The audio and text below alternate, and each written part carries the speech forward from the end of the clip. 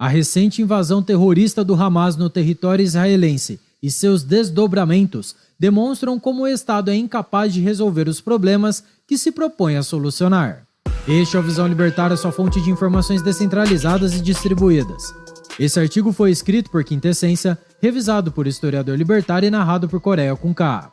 O grande tema do noticiário geopolítico da atualidade é a situação em Israel, ou de forma mais específica, as repercussões do ataque vil, cruel e terrorista perpetrado pelo Hamas contra a população civil de Israel, no dia 7 de outubro. As notícias correram o mundo e imagens perturbadoras deram conta do nível de brutalidade adotado pelos terroristas do Hamas. E logo na sequência, o governo israelense afirmou estar se movimentando para iniciar a guerra contra o grupo islâmico, algo que de fato já começou. Até o momento, o número de mortos já se aproxima dos 2.000, grande parte destes sendo civis inocentes. O exército israelense está se preparando para uma possível invasão por terra da faixa de Gaza, local onde se concentram os terroristas do Hamas. Cerca de 300.000 reservistas já foram convocados pelo governo de Israel.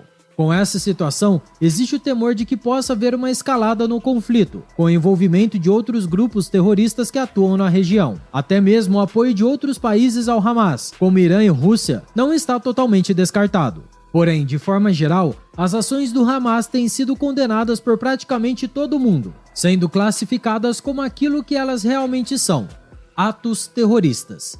Exceto, é claro, por alguns esquerdistas desmiolados. Além de ditadores socialistas aliados do Lula, como Daniel Ortega, Gustavo Petro e Nicolás Maduro, também a grande mídia brasileira tem passado pano para as ações do Hamas.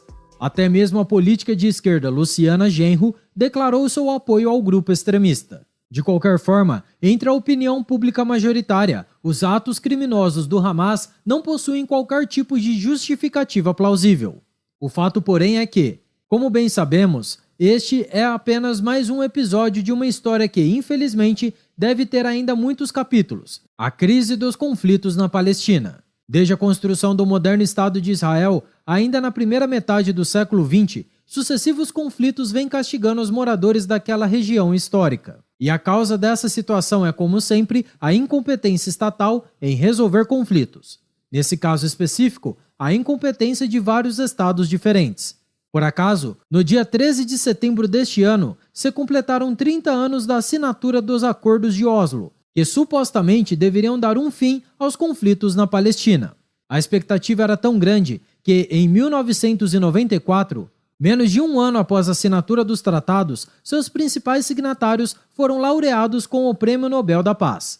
Ficou famosa na época a foto do então presidente norte-americano Bill Clinton, junto com Yitzhak Rabin, líder israelense, e Yasser Arafat, presidente da então Organização para a Liberdade da Palestina, a OLP.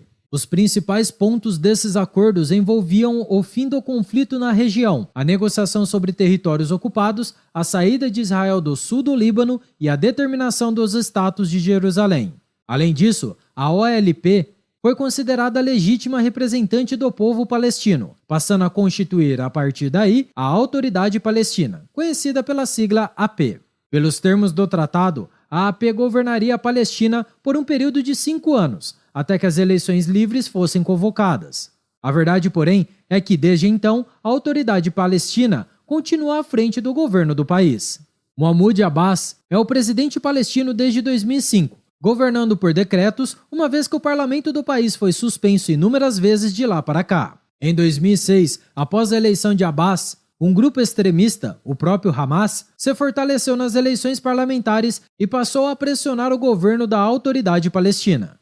Por isso, o presidente dissolveu o parlamento do país logo na sequência. Como resposta, o Hamas ocupou a faixa de Gaza, o que implica dizer que, na prática, existem 2 governos paralelos na Palestina desde então.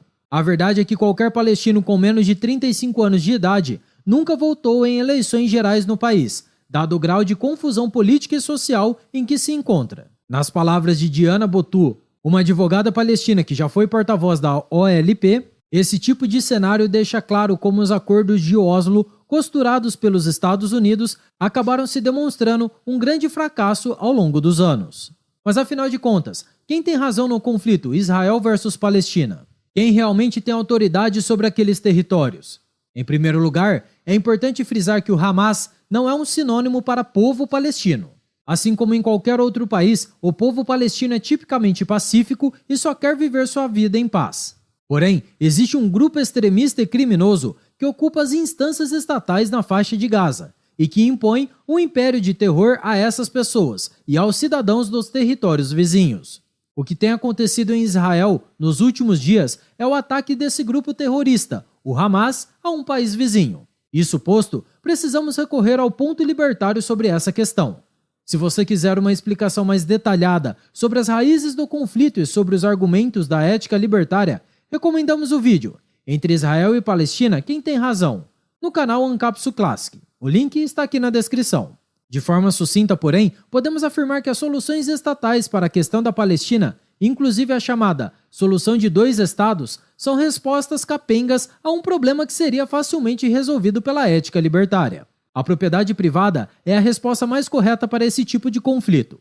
Afinal de contas, estamos falando basicamente de um problema de fronteiras, que são uma arbitrariedade estatal. Essas linhas imaginárias separam indivíduos e transformam pedaços de terra em áreas sujeitas aos desmandos de uma máfia estatal, a revelia de seus moradores. Todo o conflito palestino se resume nisso. Um ente mafioso se julga no direito de impor suas leis e desejos a todos os indivíduos que vivem em determinada porção de terra. Agora, se essa situação fosse tratada exclusivamente pela ética libertária, não haveria o que se discutir. Cada um é dono do seu terreno e age ali como bem entender.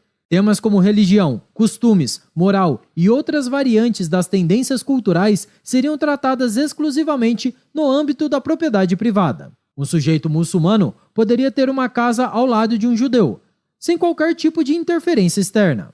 Cada um poderia se expressar livremente, inclusive sob o aspecto religioso, em sua propriedade privada. Esse cenário pode parecer utópico, mas esse é o grande objetivo por trás do libertarianismo: a paz social por meio da adoção da propriedade privada como solução de conflitos. Por outro lado, o que o Estado fornece é algo muito menos eficiente e bastante injusto: delimitar linhas imaginárias, obrigando todos os que vivem naquela região a se sujeitar às regras de determinado grupo político. Não é por acaso, inclusive, que quando esse tipo de acordo é firmado, é comum vermos um fluxo migratório de pessoas saindo de suas terras para se abrigar em outro local, devido a divergências culturais com o governo estabelecido. Se a coisa toda fosse tratada pela ótica da propriedade privada, absurdo como esses jamais aconteceriam. De qualquer forma, por mais que o atual conflito em Israel envolva de tudo, desde política até religião, o fato é que o Estado, sendo incapaz de resolver esse tipo de problema, é o grande responsável por essa situação.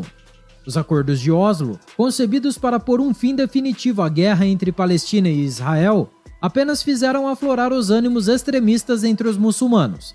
Decorridos 30 anos da assinatura do tratado, a situação está pior do que nunca, e podemos estar diante do maior massacre de civis judeus desde a Segunda Guerra Mundial. Enfim, apenas os políticos e burocratas têm a proeza de criar uma solução para um problema que não apenas não resolve em absoluto, como ainda o torna muito pior do que antes de sua intervenção. Obrigado por sua audiência. Se você gostou do vídeo, compartilhe em sua rede social. Caso deseje ser avisado de outros vídeos, clique em se inscrever e depois no botão da campainha. Até a próxima e tchau, obrigado!